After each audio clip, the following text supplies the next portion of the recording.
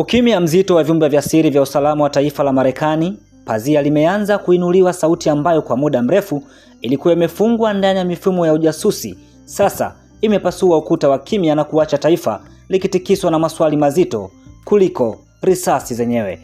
Ni sauti ya Joseph Kent, mwanajeshi mkongwe aliyewahi kuwa kikosi maalum na hadi hivi karibuni alikuwa mlinzi mkuu wa mapambano dhidi ya ugaidi ndani ya serikali ya Marekani.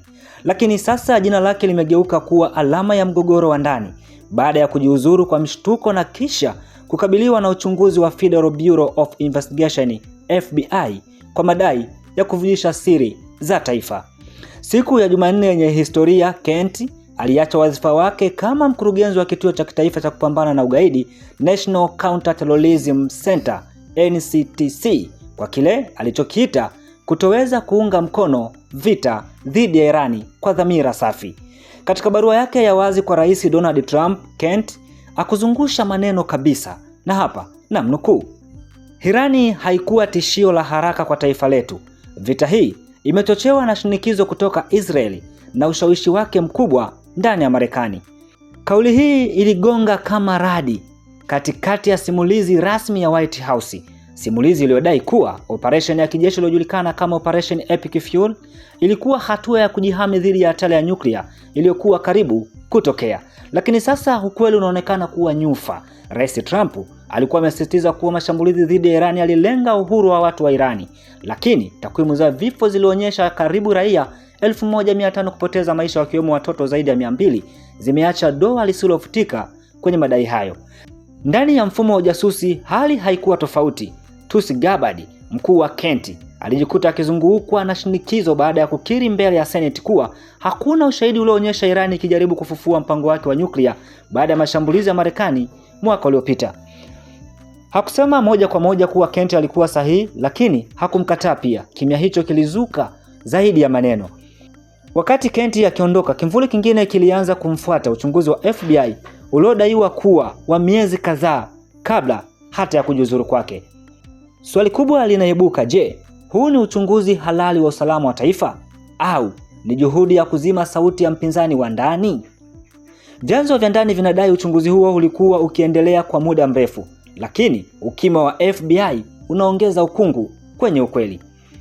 Katika mahojiano makali na mchambuzi maarufu Tucker Carlson, Kent alifichua jambo la kutisha, na hapa namnukuu: watu wa maamuzi wengi hawakuruhusiwa kutoa maoni yao kwa rais. Hakukuwa na mjadala wa kina. Mwisho wa kunukuu. Kwa maneno mengine, uamuzi wa kuingia vitani huenda haukupitia mizani ya kawaida ya kidemokrasia na kitaaluma. Na zaidi ya hapo, Kent alisisitiza hakukuwa na ushahidi wa tishio la haraka kutoka Irani. Irani haikuwa karibu kumiliki silaha za nyuklia, lakini uamuzi wa kushambulia ulisukumwa zaidi na ajenda ya Israeli kuliko tathmini huru ya Marekani. Kent alikumbusha historia yenye maumivu makali: kuanguka kwa Muammar Gaddafi na Saddam Hussein, viongozi waliopinduliwa baada ya kuingilia kati kwa Marekani. Kwa mtazamo wake, Irani imechagua njia ya kibusara kwa kutokutaka kabisa mpango wake wa nyuklia kama kinga dhidi ya hatima yake. Kent hakupinga ushirikiano wa Marekani na Israeli, lakini alionya juu ya mstari mwembamba kati ya ushirikiano na utegemezi wa maamuzi. Alinukuu hata kauli ya waziri wa mambo ya nje Marco Rubio aliyedokeza kuwa Marekani ilishambulia Irani kwa sababu Israeli ilikuwa tayari kufanya hivyo, na hivyo wakaamua kuwahi kabla ya tukio. Hapo ndipo hoja ya tishio la haraka ilipoanza kuporomoka. Kwa sasa Kent amebaki kuwa sauti inayogawa taifa. Kwa wengine ni msaliti aliyefichua siri, kwa wengine ni shujaa aliyethubutu kusema ukweli. Lakini swali kubwa linaendelea kuwaka kama moto jangwani: je, vita dhidi ya Irani ilikuwa ni lazima au ilikuwa ni matokeo ya siasa, shinikizo na hofu iliyochongwa kisiasa? Na katika giza la siasa za kimataifa, ukweli mara nyingi hufichwa nyuma ya pazia la nguvu, lakini wakati mwingine mtu mmoja tu anatosha kuwasha mwanga. Je, safari hii mwanga huo una jina la Joseph Kent? Na hii ni Shehena Media. Usisahau kusubscribe, kulike, kucomment na kushare ili uwe wa kwanza kupata habari za uhakika.